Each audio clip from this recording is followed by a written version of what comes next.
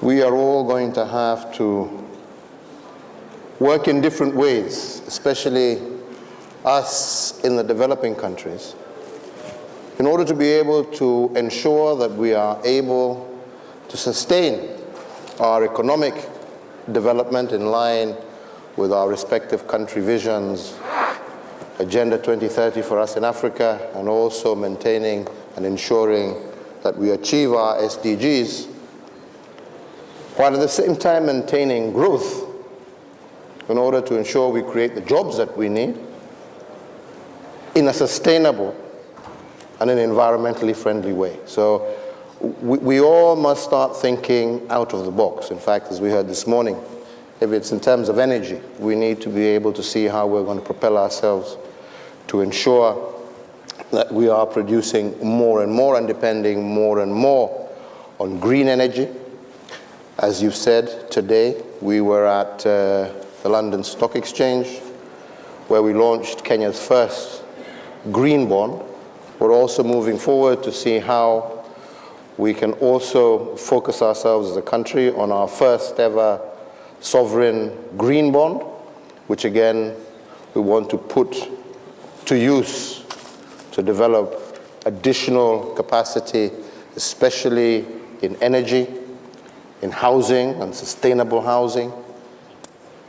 And these are some of the things that we are working on in Kenya, recognizing that in partnership with private sector and us as government, and a clear focus on the issue of sustainability, especially with regard to climate change, we want to be able to create that regulatory framework that allows business, the private sector, to be the engine of helping us achieve our developmental objectives, but again, in a manner that is sustainable and that is environmentally friendly. And in fact, one of the things that we have also done is to ensure that these green bonds, as we're calling them, we give incentives so that they're much more attractive than regular bonds in terms of we're not charging interest, for example, on the coupon. They're tax-free on the interest,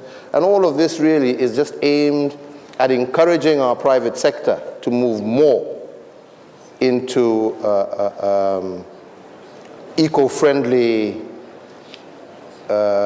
business. We regularly generate more of our electricity from renewables than from fossil fuels, regularly. And we have almost entirely weaned ourselves off coal. But there's no point in the UK reducing the amount of coal we burn if we then trundle over to Africa and line our pockets by encouraging African states to use more of it. Is there? We all breathe the same air, we live beneath the same sky, we all suffer when carbon emissions rise and the planet warms.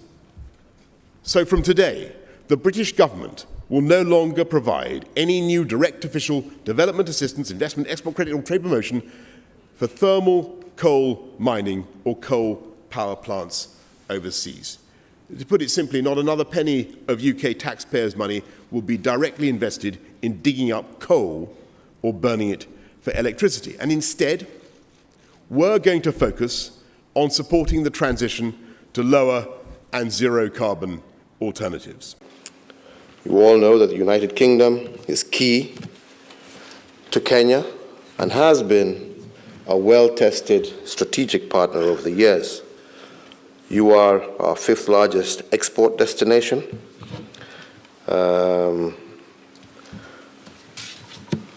also equally, and I believe more importantly, you also form the largest pool of foreign investors in Kenya, with over about 220 British companies based and working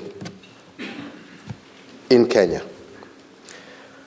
Kenya has established a market niche in the United Kingdom also for some of our leading products, tea, as the Prime Minister mentioned yesterday, coffee, flowers, fruits, vegetables.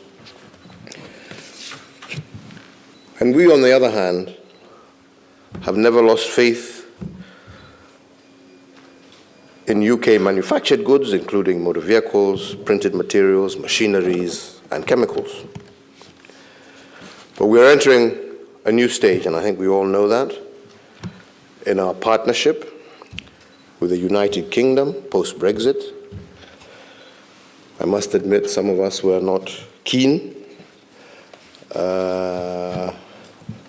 on a Brexit situation. But I must also say that now that it's happened, and indeed the manner in which the British government is aggressively pursuing new opportunities outside of Europe, I think this might end up being a blessing in disguise for all of us. And I think there is indeed huge potential